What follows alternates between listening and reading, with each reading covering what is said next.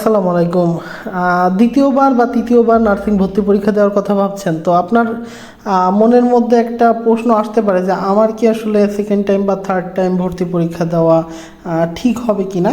So তাদেরকে বলতেছি একদম শর্টের মধ্যে, যদি আপনার জিপিএ স্কোর, অর্থাৎ আপনার যে জিপিও 25-25 আছে এসএসসি এবং এইচএসসির, এই 25-25 মিলিয়ে যদি এটা 41 বা 42-এর মতো থাকে, অর্থাৎ 42 যদি থাকে আপনাদের এই স্কোরটা, তাহলে আমি সাজেস্ট করব যে আপনারা কিন্তু দ্বিতীয় সেকেন্ড টাইম বা থার্ড টাইম আসলে অ্যাপ্লাই করে পরীক্ষা দিতে পারেন।